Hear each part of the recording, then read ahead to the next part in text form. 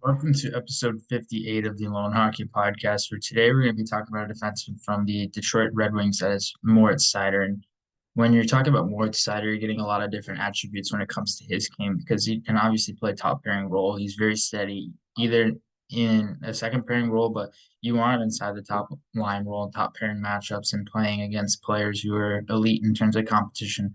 And Mo Seider, ever since he came to the league, obviously he had a tremendous rookie year. He won the Calder's rookie year, and he really built off that season. He has continued to get better over time. He's really continued to evolve, and I've noticed a lot more attributes from his physical play and his patterning within his physical play that's really allowed him to transform and continue to have sustained ability in the NHL thus far. And when you look at his physical makeup, obviously he's a big defenseman, but what really separates him from other guys is being able to kill plays and being able to kill plays when he's defending. And he has an advantage in terms of positioning and how to use his shoulders, how to stay square to defenders, how to stay square using his stick, how to leverage stick positioning, angular play, how to skate forwards and close gaps that way.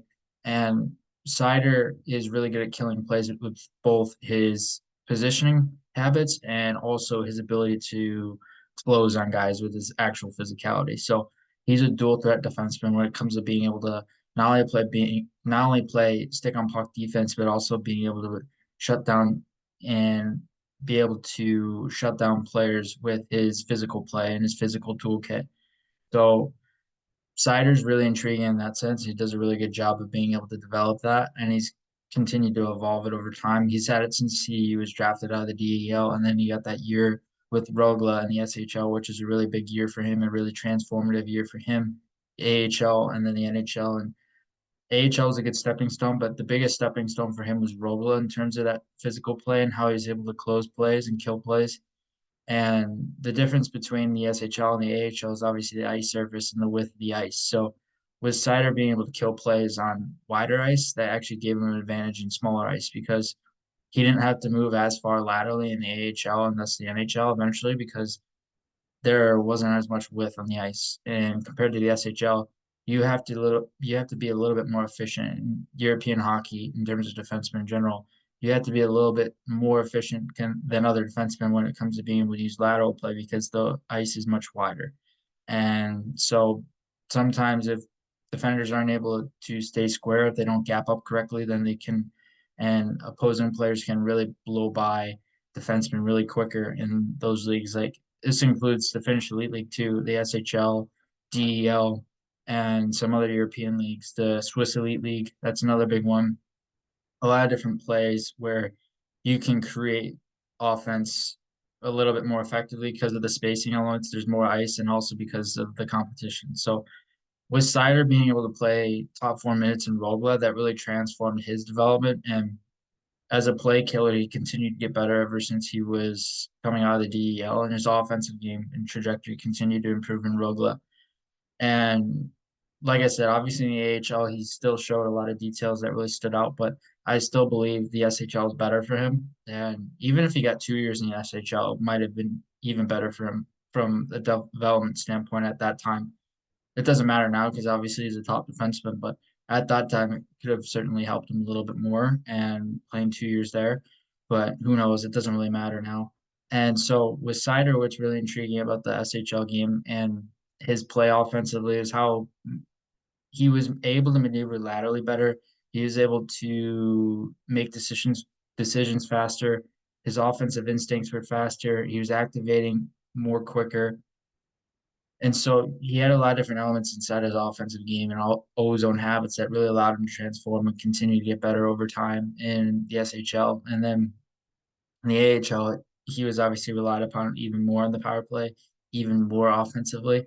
So being able to have those different ice time scenarios where he's playing a lot of time in the ozone really allowed him to play more consistently in his offense because ever since he was drafted, he had a very consistent defensive game and a very consistent shutdown game. It's just more a matter of rounding out the foundation within his defensive game and continuing to add layers to his offensive game, even more than his defensive play. So trying to build the offensive game more as opposed to trying to develop the defensive game. It's still important as he was moving up to continue to develop the defensive game and adapt at each level that he played at. but not wasn't necessarily as important relative to his offensive play, and continue to develop that because the offensive trajectory he developed really fast tracked in a few years' time to the NHL. And obviously, he was drafted high. It was a surprise at the time being drafted high, but now it's not a surprise anymore with how good he is, how consistent he is. He's an even strength player. He can play at 4-on-4. He can play 3-on-3. He can play 5v4, 5v3. He can play a lot of different situations that are key for the Red Wings. He's a key top pairing defenseman, and he's a key puck transporter. That's another big thing when it comes to him is puck transporting, how he's able to maneuver pucks, how he's able to move pucks with pace, how he's able to adapt to sequences, how he's able to move on the fly. He has a lot of different instincts within his offensive play, and his puck transporting ability allows him to keep pucks flat and make decisions with pace and purpose. And he's become so much better at being able to make decisions with pace in the NHL and being able to use his vision and cross ice vision, being able to make extended plays, extended passes that go beyond the blue line. He can make two line passes and stuff like that now.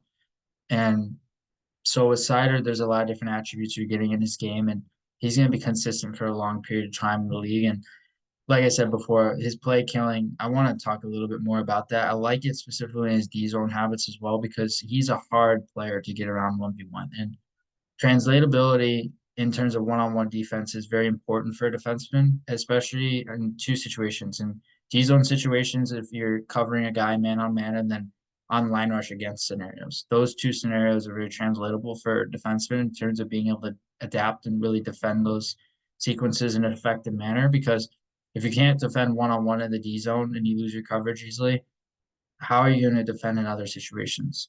Because if you can't defend one guy, how you can defend waves of attackers? So that's one thought.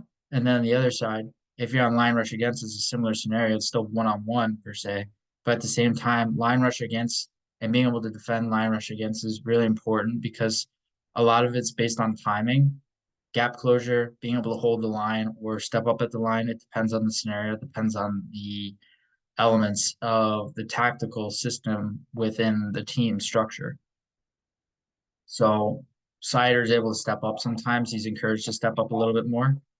And obviously he's not afraid to because he has the body, the size, the awareness, the stick, everything to be able to shut plays down to his leverage as opposed to the attacker's leverage. And so on line rush against Seider is very translatable in those two areas. And that's what really separates him as well as line rush defense, again, is very important to play killing and not only physically, but positionally because you want to be efficient how you're defending line rush against. And with Seider, he does a really good job of being efficient and he's continued to be more efficient with his stick usage and how he's positioning his stick. So rather than constantly using all that energy towards trying to kill plays with physicality, he can use that energy and conserve some of it while playing stick on puck defense. So he can just poke the puck free, maintain some of his energy, and use that energy in the offensive attack rather than trying to kill a play and then losing some of that. So that's a big thing I've noticed from him. And his habits in D zone are actually really sound. He's a sound positional player. He's not going to get drawn too far out of coverage. He's not going to be a guy that wanders actively in the defensive zone. He's going to stay true to his position most of the time. And that's another big thing. You don't necessarily see a ton of them on the PK as much, but in D zone situations, you want to consistently see him positionally sound. That's a big attribute to his game is the soundness, the control, the calmness. He has those attributes in his game. So you want to see it, of course, in his D zone play and his D zone habits as well. And overall, Seider's a consistent player. Seider's continued to get better in the league. And no matter what league he's played in, it always seems that he's found a way to continue to evolve as a defenseman in all three zones of the ice as well.